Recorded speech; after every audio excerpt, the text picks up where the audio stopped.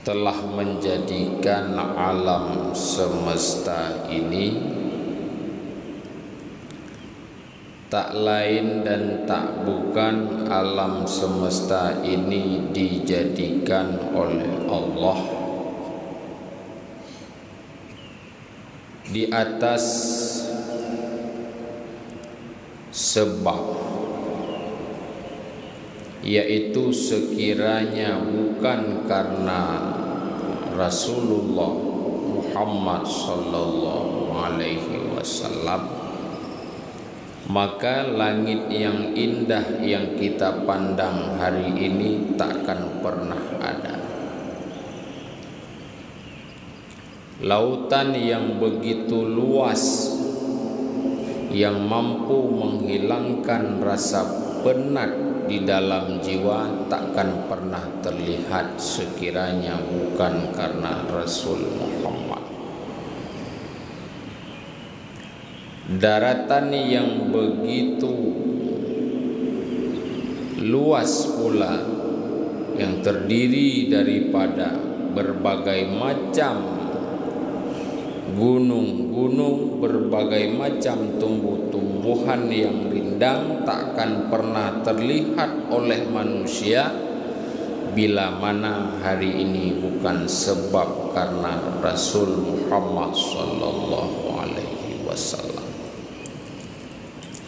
Segala bentuk keindahan yang terlihat, segala keelokan yang hari ini menjadi makanan mata bagi insan takkan pernah terwujud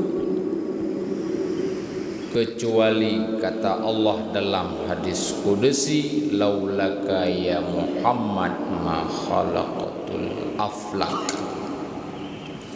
Sekira bukan karena engkau ya Muhammad, maka takkan pernah kujadikan alam semesta ini.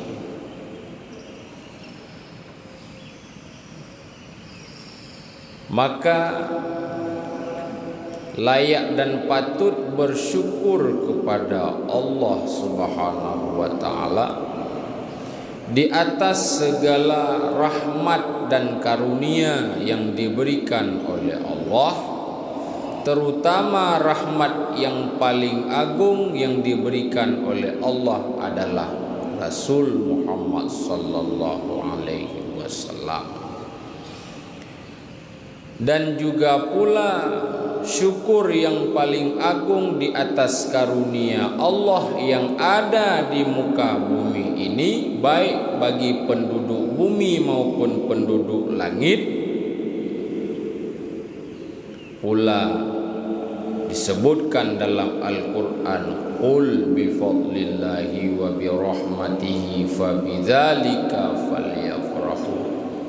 Maka syukur di atas karunia yang paling agung pula itu sebab kelahiran Rasulullah sallallahu alaihi wasallam. Kemudian solah dan salam tak lupa kita hadiahkan kepada junjungan kita Nabi besar Muhammad sallallahu alaihi wasallam. Kenapa solawat itu kita hadiahkan kepada Rasulullah? Kenapa solawat itu kita sampaikan kepada Rasulullah?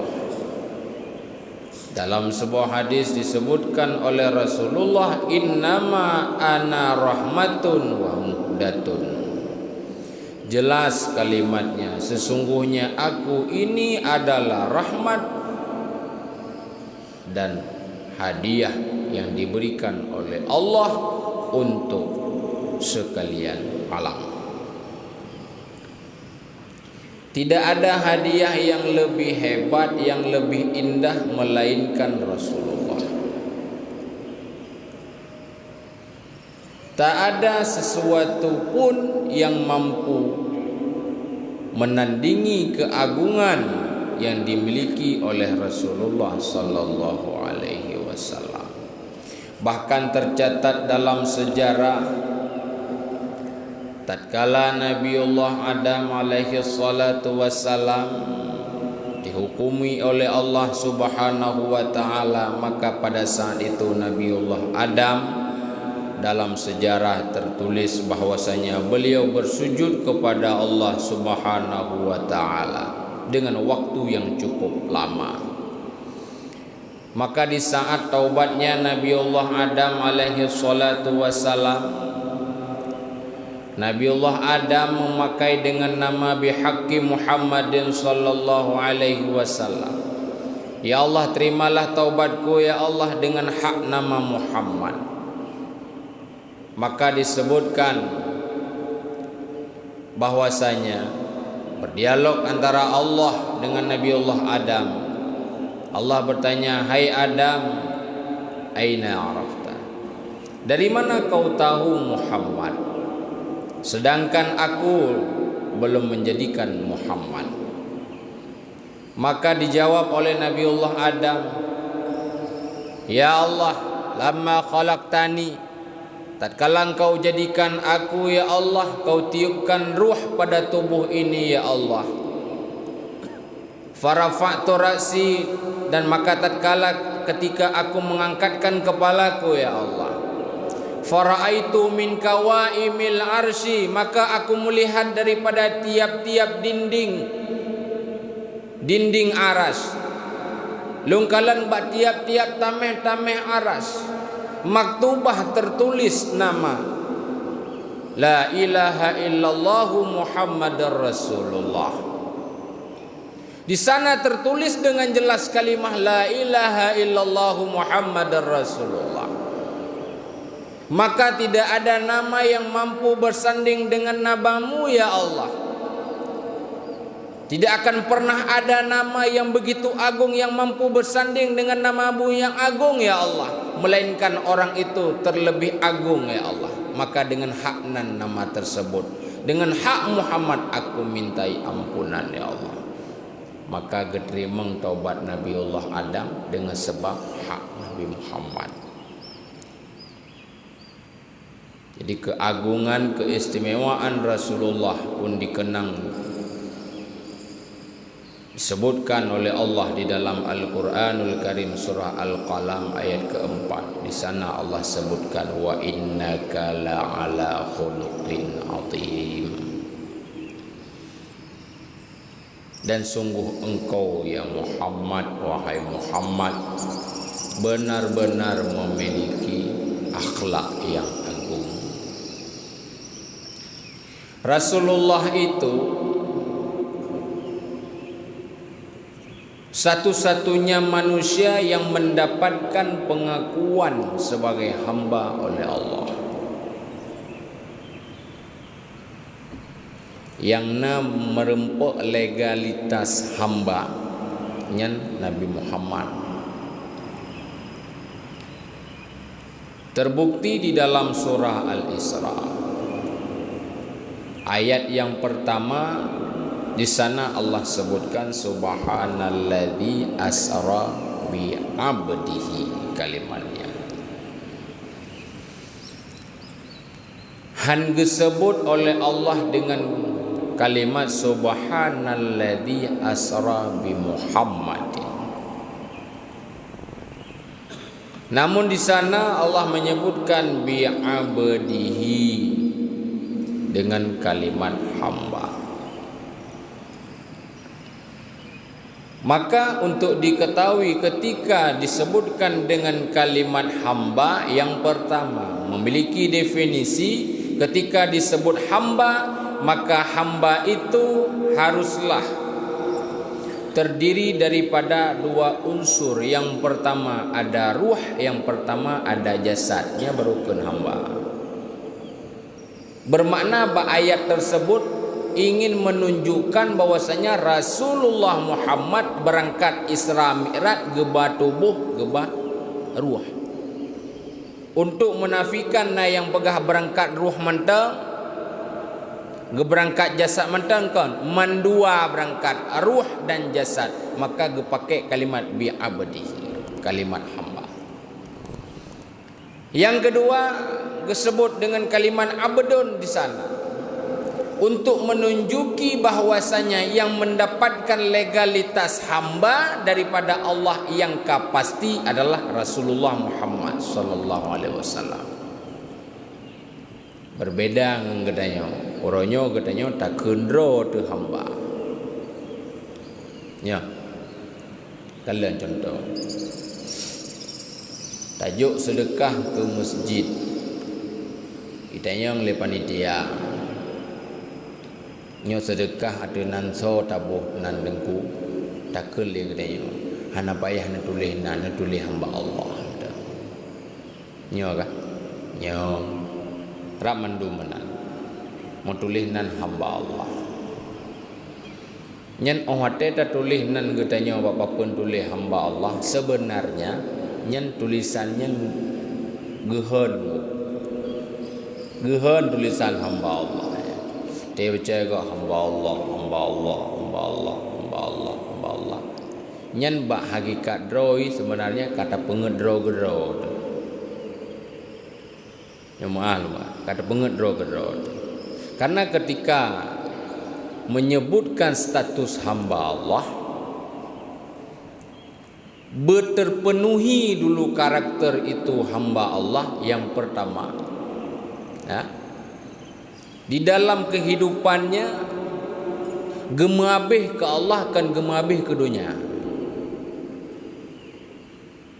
Orangnya menjadi barang introspeksi diri kita masing-masing.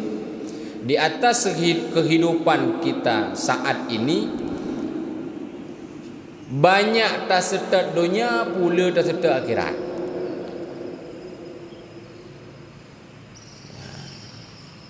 Udip katanya melulu untuk dunia ataukah untuk akhirat.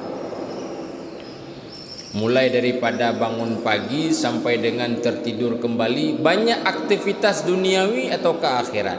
Menyela duniawi hana pun tulis nan drone menda. Malay dia. Malay. Menyajud tak tuliskan hamba Allah ini. Hamba harta. Jud tak tulis. Kejutnya lebih galak mengakui diri sebagai hamba yang mentang galak ke harta. Tulis mentang nandro tu. Tapi dengku naga ke leur. Seandainya kita menulis nama kita, itu kita nanti ria dengku. Ria bukan duduk di papan tulis, ria itu bukan sebab nama tercantum, bukan. Ria itu duduknya di kolbu, hana urusan dengan. Ria itu duduknya dalam hati. Jamaah subuh yang dimuliakan Allah. Wa innaka la'ala khuluqin azim, sungguh engkau ya Muhammad benar-benar memiliki akhlak yang agung. Rasulullah sallallahu alaihi wa alihi wasallam bukanlah sosok yang terlahir daripada golongan malaikat. Namun Rasulullah itu terlahir daripada golongan manusia. Saban ngang gedanya orang. Tak ada beda. Di dalam surah Al-Kahfi ayat yang akhir disebutkan, Qul innama ana basyarum mislukum. Hai para sahabat-sahabatku. Ukun. Wahai para sahabatku, sesungguhnya aku ini sama dengan kalian. Hai sahabat-sahabat long, saya ini sama dengan kalian. Ana basyarun mislukum.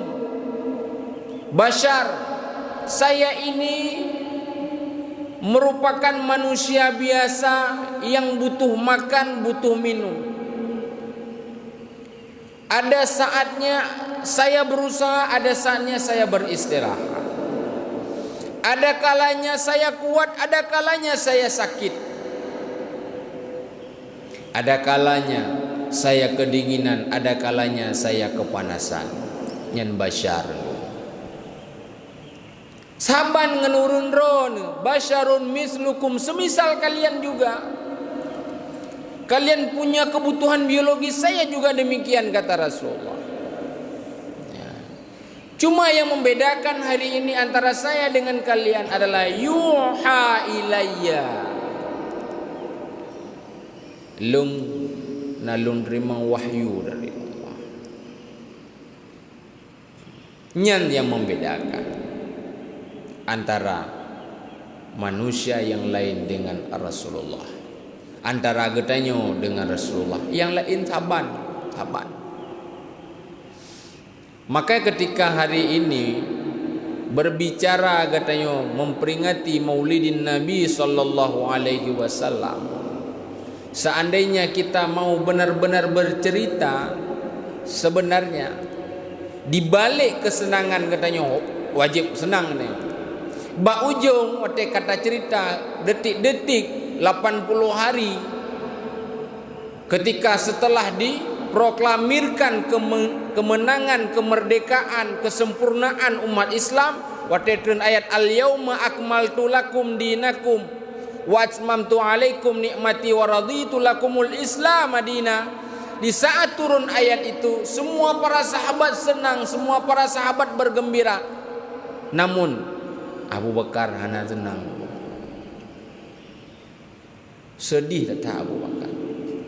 Dalam kawanan rame-ramenya Abu Bakar gelakaidin dia, berangkat ke bawah.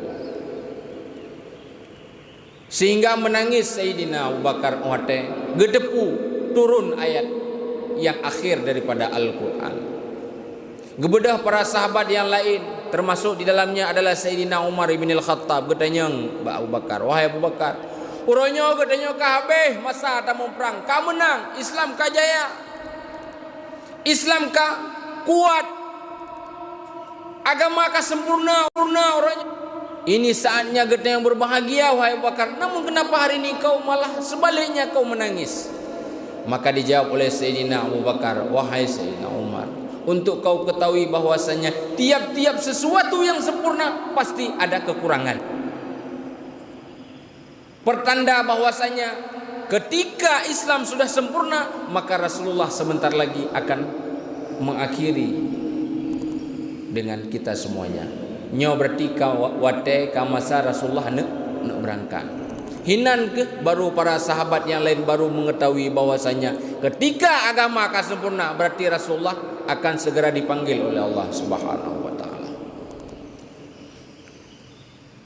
Maka pada poin-poin memperingati kelahiran Rasulullah sallallahu alaihi wasallam sesuai dengan amanah, sesuai dengan firman Allah dalam Al-Qur'an, falyafrahu. Hendaknya kita berbahagia, hendaknya kita bersenang-senang. Bersenang-senang katanya bukan dalam artian seremonial kita omanya tengok nak kanuri di kampung A. Nyantajak katanya hede na bukulah, hede na bukota. Nah, falyafrahu katanya bukan seremonial. Oh, roahan na maulud hede, nyona dakwah hede, bukan itu. Namun yang untuk diketahui bahwasanya tatkala bertemu dengan Maulidin Nabi, kesenangan kita, kebahagiaan kita bukan hanya berkenaan dengan itu. Namun bagaimana caranya untuk kita bisa mencontohi akhlak Rasulullah sallallahu alaihi wasallam. Beek ta contoh kahaik memandum membacut benar daripada akhlak Rasulullah.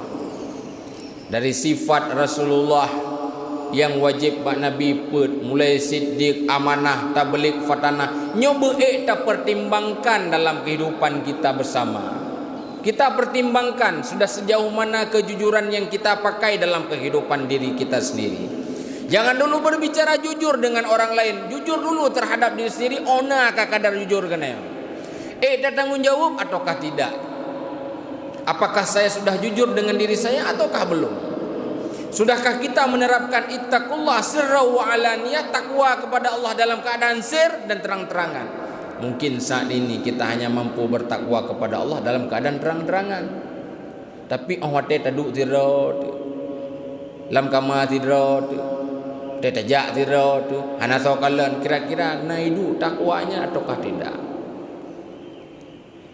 Ketika itu belum duduk, belum singgah, maka kejujuran yang kita miliki masih minim. Bagaimana kita memaksakan orang lain untuk jujur sedangkan kita belum mampu jujur terhadap diri kita sendiri? Mampu enggak kita tanya, hai tangan, sejauh mana kejujuranmu sudah dalam berbuat?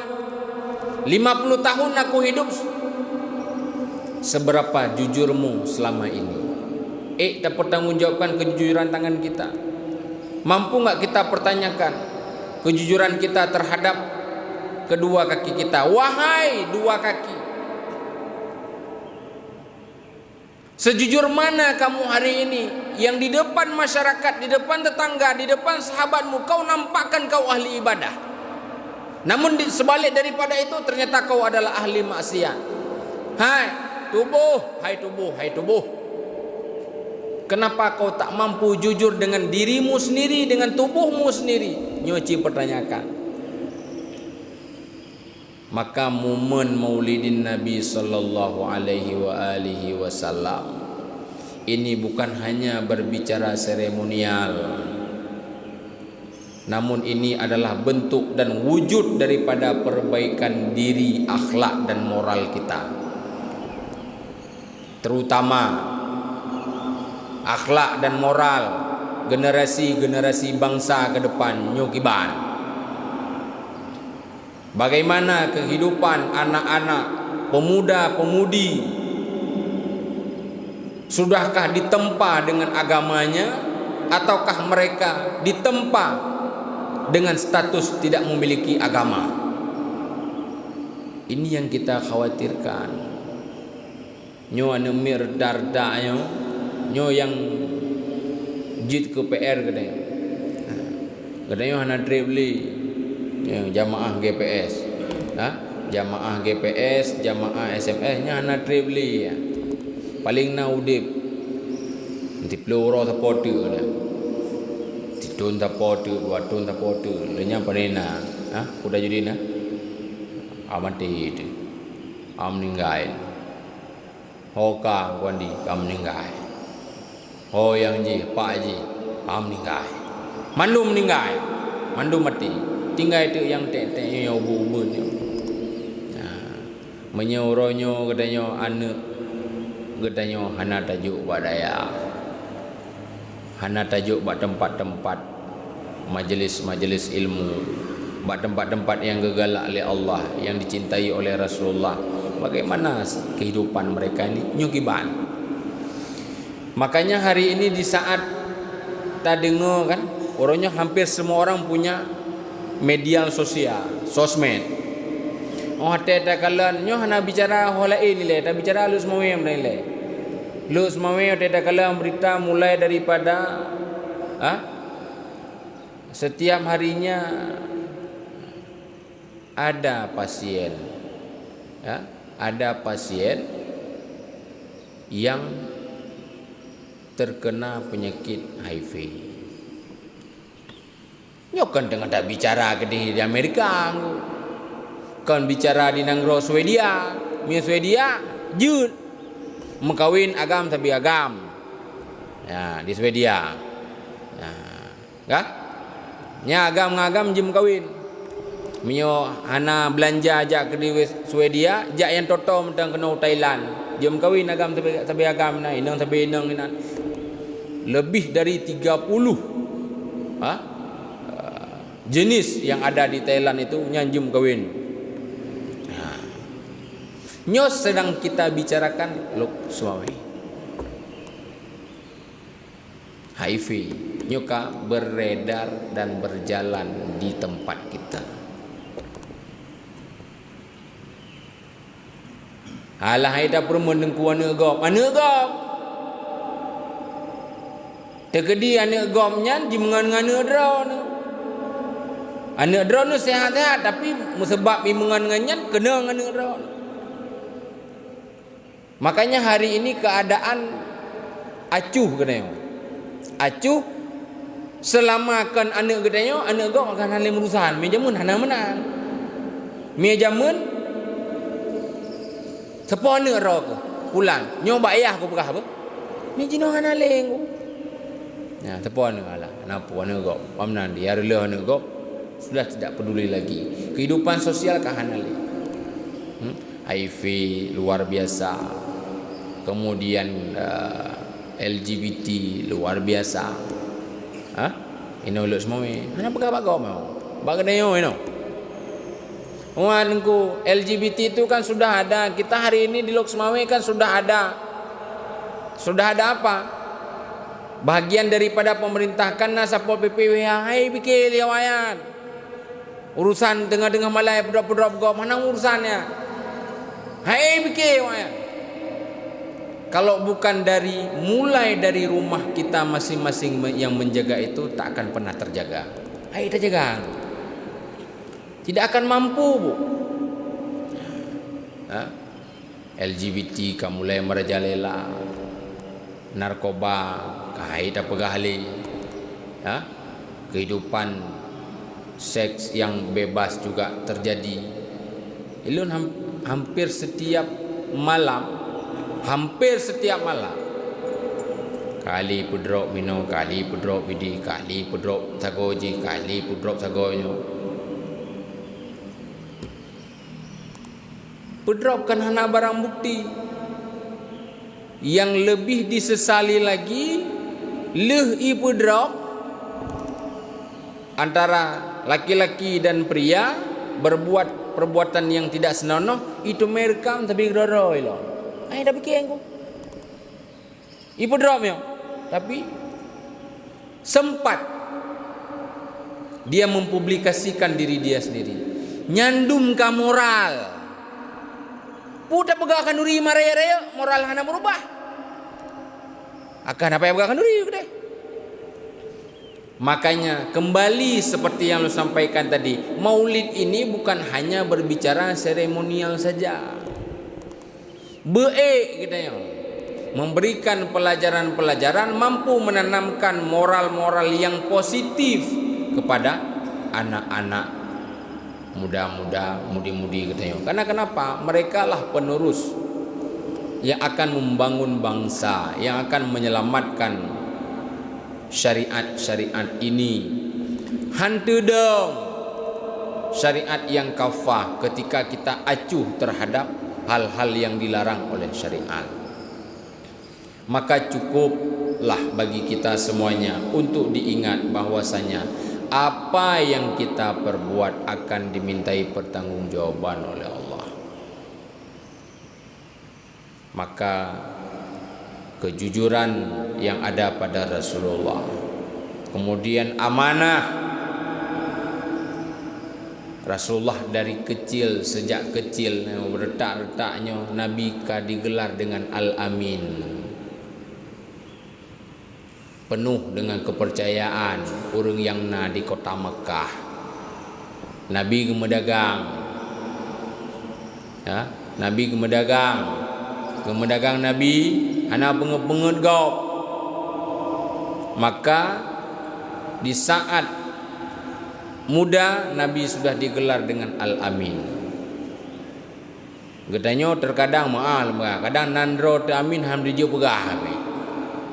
Nandro te amin, tapi kalau ke makna itu nyanyo tu. Nabi ibi gelar nyandum Nabi orangnya itu amanah.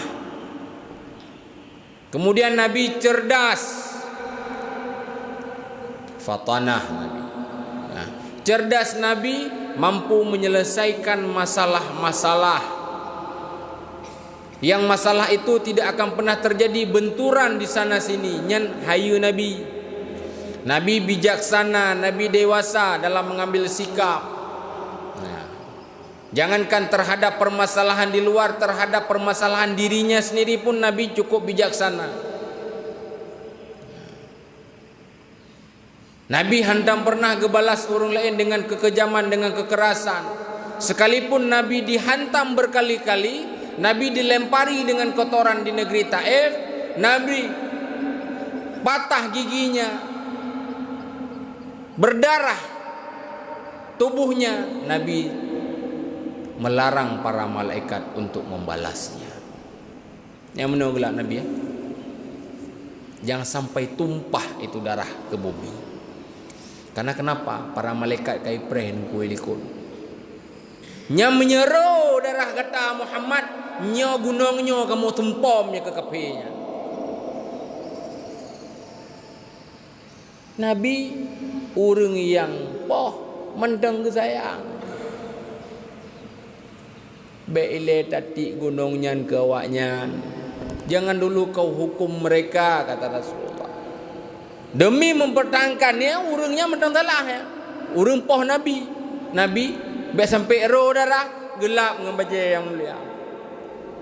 Gelap dengan jubahnya supaya jangan tumpah darahnya ke bumi. Biar terjadi lagi kun malaikat.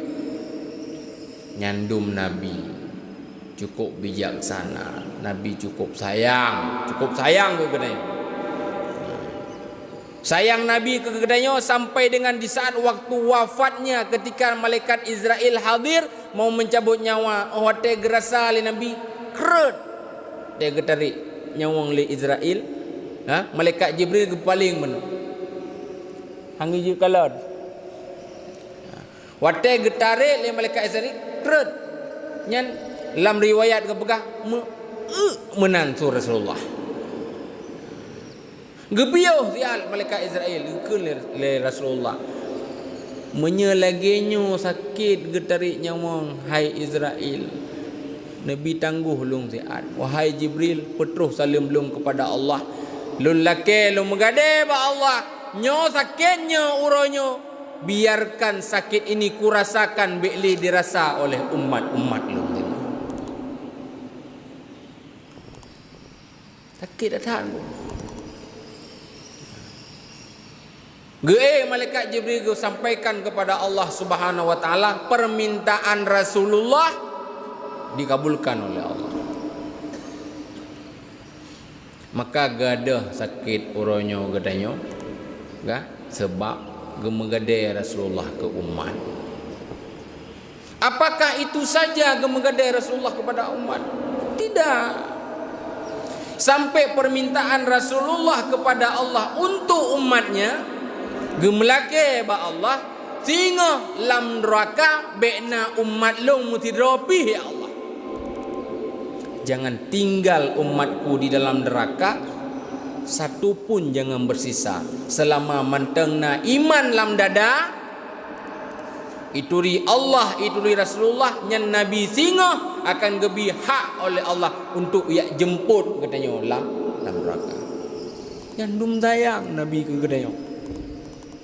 Dari mulai lahir Nabi kepikir ummati sampai dengan wafat Rasulullah mentang ummati. Maka diceritakan tatkala yaumil ba'as ura bangkit sehingga Rasulullah dibangkitkan, manusia yang pertama dibangkitkan adalah Rasulullah. Dan terus malaikat Jibril, terus malaikat Israfil, terus malaikat Israel yang membawa pakaian, membawa wangi-wangian. Ketika Nabi bangkit, gedenya oleh Rasulullah, uro-uronya ini hari apa? Katanya dijawab nyo Rasulullah, nyo uronya adalah uro yaumil ba'as. Kalau wiunan kulikut Rasulullah kekalan keadaan. Katanya Mbak Jibril, aina ummati, umat lupa. Anak katanya Nabi, wahai Jibril, aina ahli, dah keluarga lu. Aina ashabi, dah sahabat-sahabat lu. Dah cucu-cucu lu, mana gedayang Nabi. Tapi pun kebangkit Rasulullah. Gedanya, aina ummati, umat lupa. Jauh le Jibril, nyodro nilai bangkit ya Rasulullah. Dan setelah drone ubina urung-urung yang dibakai, kemudian urung-urung yang wafat di tanah Haramain, kemudian baru bangkit ubina umat-umat drone. Hana bangkit umat Nabi lain, umat drone nilai pun yang kamu bangkit. Tidak ada. Gepejak katanya singo di yaumil mahsyar, gepejak katanya di yaumil hisab. Nyan barisan paling depan umat Nabi Muhammad. Naik timbangan yaumil mizan. Siapa yang pertama naik timbangan yaumil mizan? Umat Nabi Muhammad. Siapa yang pertama jalan di sirat? Umat Nabi Muhammad. Bukan ikut umat Nabi yang lain. Siapa pertama yang akan masuk ke dalam surga? Harum tambang surga umat Nabi yang lain sebelum diinjak kaki oleh umat Nabi Muhammad. Nyandum katanya kecintaan Rasulullah kepada umatnya, maka umatnya jangan pernah mengecewakan Rasulullah. Bagaimana cara memberikan ketenangan, kesenangan kepada Rasulullah? Yang pertama, perbanyak solawat kepada Rasulullah. Kemudian melaksanakan di atas perintah-perintah Rasulullah. Ubina yang kagak perintah oleh Rasulullah yang tak kerjakan. Kahai mandung benarlah perubahan. Beknya mulutnya lagi nyo mulut uku pi lagi sok cilom, mulut uku lagi sok cilom. Putra nak berubah badron. Tik pasal kamu merempak mulut hana, asal kamu merempak mulut yang nak berubah aku badan tak 2 kilo. Hana faedah. Tapi cobalah berubah pelan-pelan kita. Semoga apa yang ditanamkan, yang diberikan pelajaran oleh Rasulullah ini mampu kita ambil hikmah, kita ambilkan manfaat untuk, bukan untuk Rasulullah tapi untuk kita, untuk membawa keselamatan terhadap diri kita fit dunia wal akhirah.